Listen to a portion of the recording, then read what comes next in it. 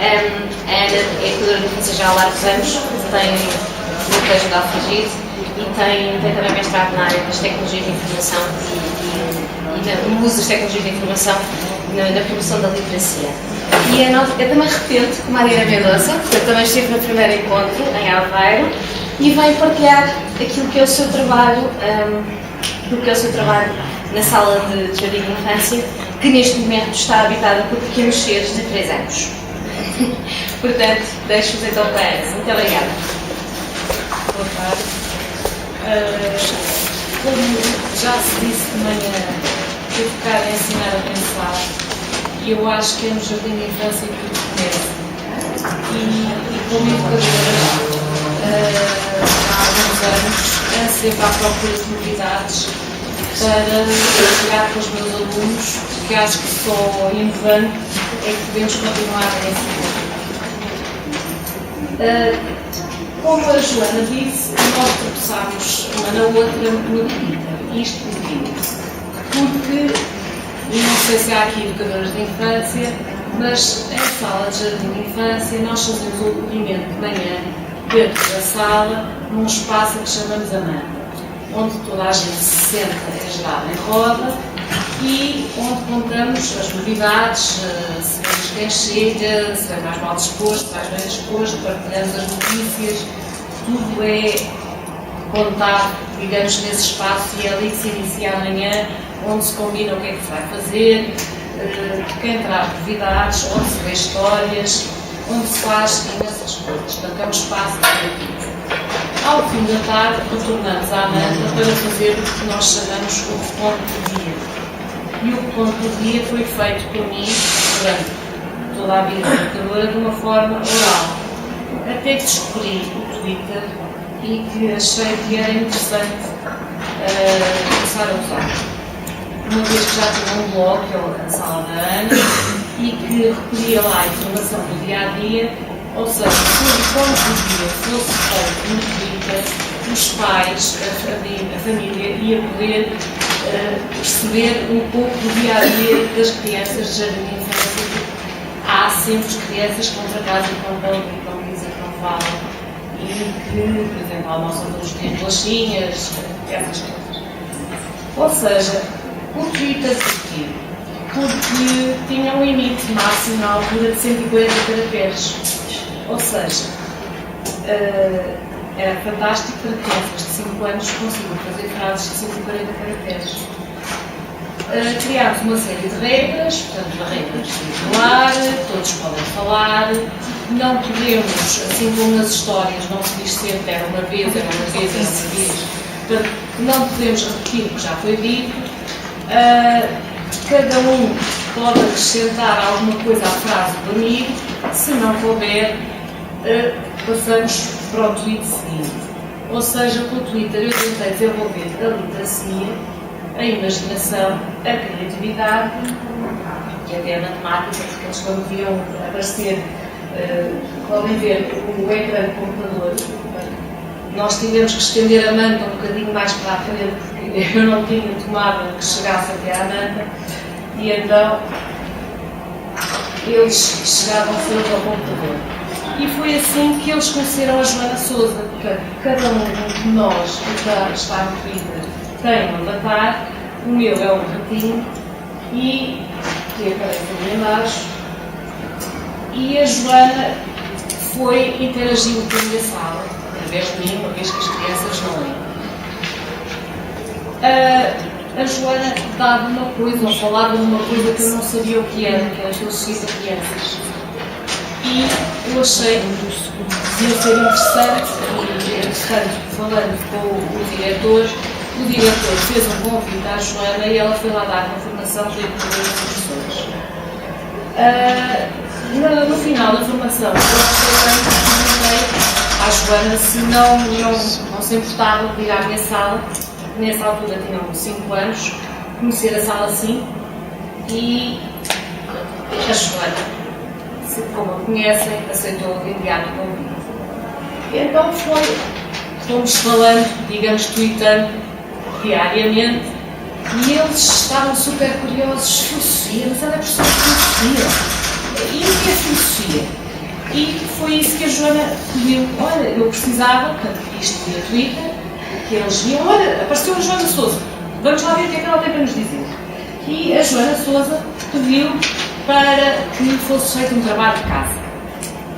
Ou seja, no dia em que ela chegasse, ela queria resposta a uma pergunta. E a pergunta é: o que é a filosofia? Como devem imaginar, a cara dos pais, eu disse: calma, têm tempo, é para fazerem em casa, ou dizerem oralmente, e temos uma semana, 15 dias para saberem o quê. Vieram respostas orais, vieram respostas escritas, havia uma grande aflição da parte dos pais, porque o que é que eu vou dizer ao Ana? Filosofia para crianças? Mas como é que vai ser? E eu, vamos ver. E então decidimos fazer um presente para oferecer à Joana Sousa para lhe agradecer a ida lá. E como a criatividade está em tudo que se faz no jardim de infância, porque apesar de eu ter feito mestrado em tipo, não substituí nem os desenhos, nem as pinturas, nem as histórias em papel, nem as digitintas, nem os recortes, nem nada disso, acrescentei, digamos, foi mais uma ferramenta e mais uma hipótese de juntar a criatividade a tudo isto. E eles então imaginaram Joana Sousa, loira, de vestido verde às flores, muito parecida, como podem ver, parecidíssima. Sim, porque eles viram a minha fotografia, o meu rosto, mas não, até não era muito legível na altura, e eles reconheciam-me, mas nunca me tinham visto assim ao vivo. Eu também não. Sabia que não era loira, mas eles quiseram pintar o cabelo de loira, ok. Pronto, então foi pedido o trabalho de casa e lá, muito a custo, vieram alguns trabalhos escritos. Este, digamos que foi o que a Joana achou mais piada, foi feito pela Sofia e pela mãe, e então havia estas explicações todas. É ter curiosidade, é dar exemplos, é querer saber, é amor à sabedoria, querer perceber. Sentámos em roda para receber a Joana, claro que a primeira coisa que ela viu foi o retrato dela, e eles, olha, afinal não é loira. E então sentámos, como podem ver, a roda estabeleceu-se, a Joana aderiu à nossa roda e até levou uma série de chapéus, que depois por acaso não foram precisos para nada, porque o diálogo foi-se estabelecendo de tal forma que havia perguntas, havia respostas, eles queriam muito saber o que era a filosofia, o que é que ela fazia, como era o dia-a-dia dela, e foram, digamos, durante a manhã, havendo perguntas e respostas, e depois surgiram respostas como esta, do cérebro é o que nos diz, o que nós dizemos, os pensamentos entram-nos pela cabeça no cérebro, o cérebro é que nos diz o que nós vamos dizer, o cérebro ajuda-nos a pensar. Mas amanhã estava continuada e alguns questionavam-se, então, mas a aula de filosofia já começou ou não? Metade da turma achava que sim, metade da turma achava que não. E falámos disso. Pensamento, do cérebro, da lua, do sol, e cada um ia dando a sua opinião. Portanto, o que vocês veem ali são frases que eu fui tomando nota. Podem levar esta frase da Joana, desculpa Ana, que é: para falar temos que pensar pelo menos 3 vezes. Sabe? Há sempre uma Joana ao barulho que diz sempre assim umas coisas. Tudo o que veem ali, se forem ao meu blog, podem continuar a ver. Ou seja, isto não foi inventado por mim, isso é que aconteceu por alunos e no caso do Twitter a seguir a idade. Para que eles também, um dia mais tarde, e agora estes já estão no 4º ano, ainda se lembram e ainda falam da Joana e têm muita pena que a Joana não vá lá filosofar com eles. Portanto, os chapéus estavam ali, mas não serviram para nada. Apesar de eles terem curiosidade. Entretanto, da parte da tarde, a Joana voltou, porque eles pediram, e a Joana estava disponível, porque foi também lá, nesta altura, nem que se comemora o Dia Mundial da Filosofia, e aparece este sala 5, ou seja, estava na hora do reponto do dia.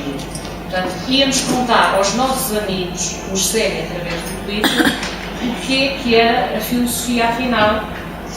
E a tal história, as frases não podem ser repetidas, têm que ser frases com sentido para quem está do outro lado nos perceber, porque se eu disser uma frase sem sentido, quem está do outro lado, aos pais, quando forem ler à noite ou ao fim de semana, aos avós, não conseguem entender. Filosofia rima com Sofia, portanto, a aula de filosofia é gostar de saber as coisas. O meu cérebro começa a pensar depois desta aula. Ou seja, eles tiveram a noção que estavam realmente a pensar que, apesar de serem pequenos, isto foi a história que a Joana leu à tarde, tem aqui um bocadinho de batata nas fotografias, porque isto já foi da sessão seguinte. Porque quando acabámos de tweetar, digamos, de fazer o reconto do dia, eles perguntaram: então e agora? Vejo cá amanhã? Trabalho. Infelizmente não é no ramo da filosofia, nem é no Colégio de Alfragide. Amanhã não posso. Mas podemos ir falando, podemos ir construindo uma história. E realmente fomos construindo uma história, ou seja, nós iniciámos, já não lembro se fomos nós, foi ela que iniciámos, e depois mandávamos por mail, em sala iniciámos, mandávamos por mail, ela respondia mais um bocadinho e mandava para nós e nós continuávamos e assim se construiu uma história. Mas eles queriam muito mais do que isso, portanto, aquilo foi a primeira aula. Afinal, a filosofia é estudar as coisas do universo, aprendi isto com a minha mãe e com a Joana. Filosofia é gostar de saber coisas. Foi muito gira a aula e gostávamos que a Joana cá voltasse. Estão a ver, a Joana não teve coragem de dizer que não voltava. E lá voltou a Joana, porque afinal a filosofia não é um bicho de 7 cabeças. Mas havia muita curiosidade, ela tinha levado uns chapéus, que não teve tempo de falar neles, e eles queriam muito saber o que eram aqueles chapéus. Então ficou prometido para a aula seguinte, então, ela ia levar os chapéus. Porque perceberam que realmente eles não tinham ficado a saber muito bem o que era a filosofia, aquilo tinha sido só uma aula. E soube-lhes a pouco, embora tivesse sido um dia inteiro em que eles partilharam, de manhã estavam um pouco envergonhados, à tarde já não havia vergonha possível, portanto já todos chegavam a ela e todos perguntavam e diziam e falavam e comentavam. E toda a gente tinha alguma coisa a dizer, mas uma aula de filosofia não bastava. Escrever histórias em parceria era giro, mas também não chegava. Então, o desejo deles de aprender era realmente enorme, era realmente uma turma excepcional, com os pais que também colaboravam muito e que, apesar daquele susto inicial que é a filosofia, perceberam que afinal também não era um bicho de 7 cabeças, os filhos tinham gostado e que a Joana ia continuar a colaborar connosco via Twitter, porque era, digamos, a maneira mais fácil de nós comunicarmos, e diariamente ela nos dizia os bons dias ou os bons tardes e perguntava o que é que era feito.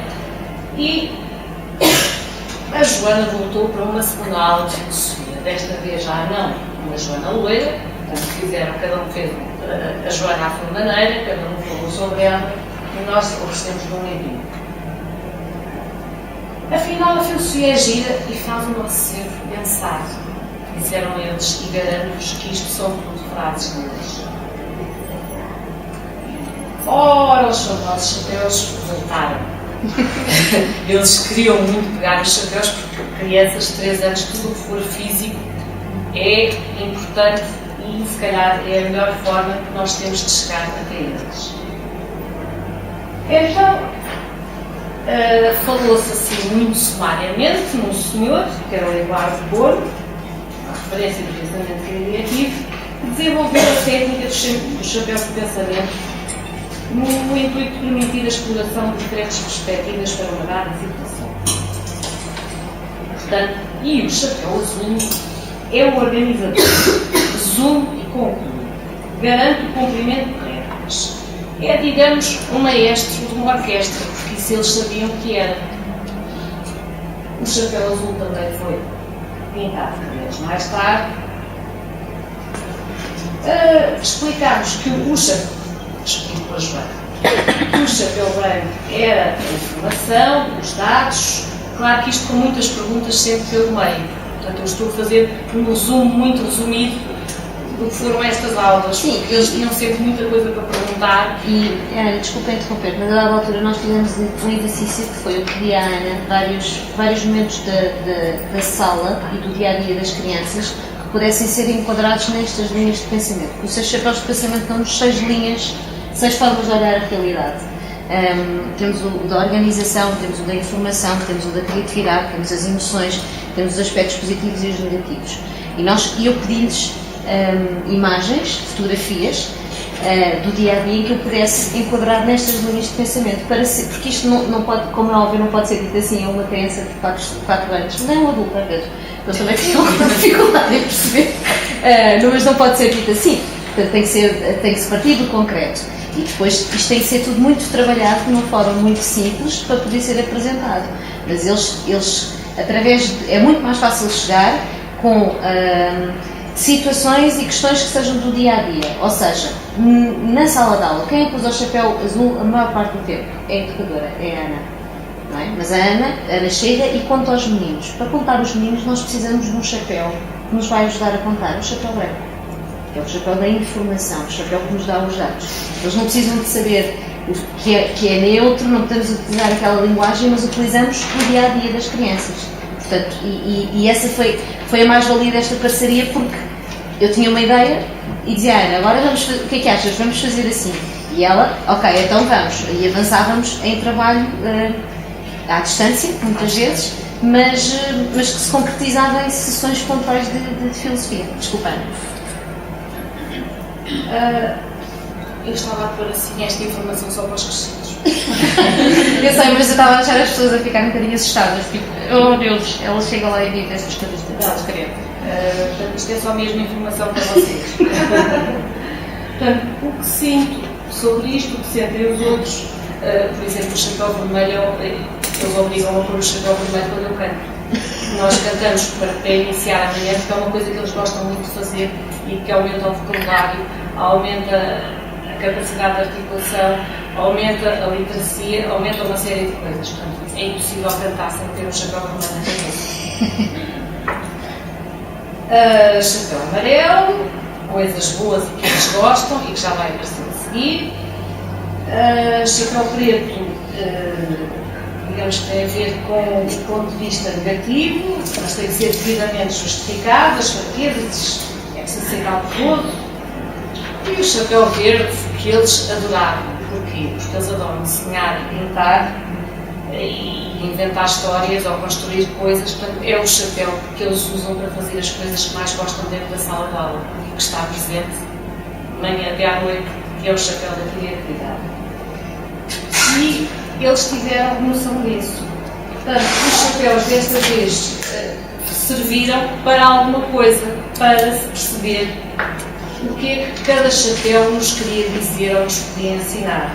Daí a Joana nos ter perguntado coisas que eles gostassem, ou me ter perguntado, e se ter construído uma série de tabelas comigo. Portanto, na cabeça é que moram os pensamentos e a Joana Sousa explicou que inventámos códigos. Um código é para as coisas se abrirem. O Tom tinha 5 anos. Código de barras, quando vamos às lojas, vemos. Os sinais de trânsito fazem parte de um código. Quando está verde, amarelo, encarnado, toda a gente sabe o que tem que fazer. Portanto, isso digamos que foi o ponto de partida para se introduzir os chapéus na sala de aula. Eduardo, então, inventou, era tratado assim, tocado lá, inventou uns sinais para percebermos o que as pessoas estão a pensar. São os sinais do pensamento, daí serem os chapéus do pensamento. Os pensamentos estão na cabeça e então ele arranjou os chapéus. Daí eles dizerem frequentemente, Ana, estamos a fazer contas das cores, chapéu branco. Temos 6 cores, 6 maneiras de pensar. Estão a ver os desenhos que foram feitos que tinham a ver com as cores. E quem é que está a pensar com o chapéu azul? É alguém que organiza a aula e prepara o material. Isto foi dito pela Joana. De manhã levantar, vestir, comer, levar os livros, etc. Cada um de nós logo de manhã tem que pensar para saber o que é que tem que fazer antes de sair. E a escola tem que usar o chapéu, para eles ficou evidente e foi perceptível o que é organizar, o que é pensar, o que é estruturar. Ou seja, lá está o meu avatar do Twitter, a minha fotografia e a Joana a mostrar numa folha azul, que aqui mais parece verde, mas então o que é que queria dizer o chapéu azul? E alguém dizia, hoje é dia de fazermos postais para o dia do pai e o trabalho da Páscoa, temos que organizar os materiais para não nos faltar nada. Portanto, chapéu azul é o organizador. E isto feito diariamente em sala de aula vai sendo interiorizado, porque é o dia do pai, é o dia da mãe, é a prenda de Natal, é a prenda da Páscoa, é alguém, um irmão que nasce. É preciso saber que materiais é preciso, é preciso saber se vamos ter um passeio, uma visita de estudo, o que é preciso trazer. Portanto, o organizador é o chapéu azul. E a Joana perguntava, e se eu quiser saber quem são os ajudantes do dia? Quando perguntamos coisas, é um pensamento que tem a cor branca. Fazer perguntas é com o chapéu branco. O chapéu branco é quando eu vou procurar aquilo que eu não sei. E os chapéus iam passando de cabeça em cabeça. O chapéu amarelo é uma coisa boa que gostamos, gostamos mesmo assim. Nós gostamos muito de jogar futebol ou ver desenhos animados. Eu gosto de receber prendas, dizia o Gabriel. E passamos para o chapéu preto, que diz coisa-nos más e avisa-nos do perigo. Eu detesto bacalhau cozido. E não gostamos que as mães se zanguem connosco. Portanto, são coisas para chapéu preto. O ano passado tinha eu outra turma de 5 anos e uma dessas meninas foi para a neve dos pais. E na hora do retorno do dia, qual não é o meu espanto, a mãe entra no Twitter a dizer: olá Ana, é a Margarida, a mãe da Margarida, e ela estava a dizer que estava a mandar beijinhos para a sala assim e que a não sei quantas, que eu agora não lembro o nome, portanto, tinham ido 2 casais e a senhora que tinha ido, o outro casal que tinha ido com eles, não tinha posto o chapéu preto, segundo a Margarida. E não teve cuidado quando foi aprender a andar de ski e partiu uma perna. Portanto, ela não usou o chapéu preto antes. Quando se vai para a neve, é preciso ter atenção, é preciso ter cuidado, é preciso levar o chapéu preto e ela não tinha levado. O chapéu vermelho é um dos sentimentos, contente, assustado, com medo, tem a ver com estar e não estar, dizendo aquilo que estamos a sentir, e daí quando eu canto com eles, eles acham que só o chapéu vermelho é que pode. Ir à Euro Disney foi uma coisa que eu gostei muito, portanto, os sentimentos ficam bem expressos ali com o chapéu vermelho.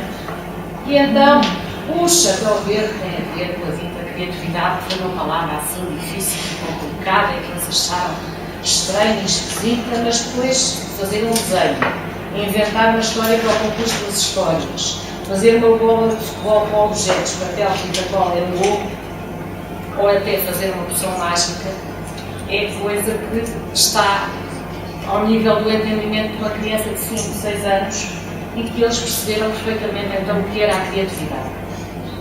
E passaram a integrar essa palavra e o chapéu verde no seu diário. Então, porque é que ensinar a filosofia com os 6 chapéus de pensamento é tão importante?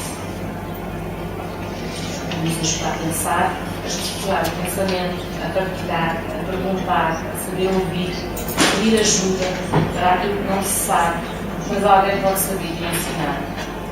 Ou seja, isto é feito numa sala de jardim de infância.